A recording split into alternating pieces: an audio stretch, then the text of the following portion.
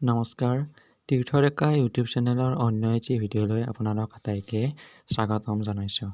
আপোনালোকক জনাবলৈ পাই সুখী হৈছোঁ যে চেণ্ট্ৰেল গভৰ্ণমেণ্টে এনেকুৱা এটা প্ৰতিযোগিতাৰ আয়োজন কৰিছে, যিটো প্ৰতিযোগিতাৰ অধীনত বিজয়ী হ'লে আপোনালোকে 5,000 টকা, 3,000 টকা অথবা 2,000 টকাৰ কেছ প্ৰাইজ লাভ কৰিব পাৰে।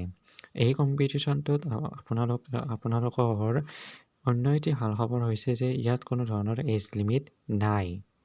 এই কম্পিটিশ্যনটোত আপুনি এটি শ্লোগান লিখি চেণ্ট্ৰেল গভৰ্ণমেণ্টক প্ৰদান কৰিব লাগে, যিটো শ্লোগানে গছ আৰু মানুহ উভয়কে কি কৰিব ৰিপ্ৰেজেণ্ট কৰিব লাগিব। অৰ্থাৎ উদাহৰণ হিচাপে গছ থাকিলেহে মানুহ থাকিব।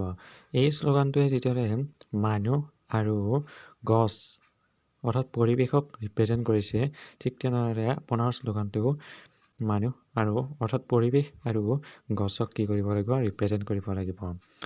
এই প্ৰতিযোগিতাটোৰ লাষ্ট ডেট হৈছে 10 জানুৱাৰী 2023।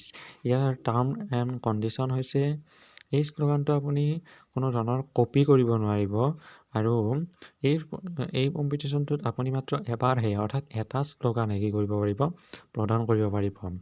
আৰু এই শ্লোগানটোৰ অধীনত যদি আপুনি বিজয়ী হয়, তেন্তে আপোনাৰ কণ্টেক্ট নম্বৰ আৰু ইমেইল এড্ৰেছ এক্টিভ ৰাখিব লাগিব।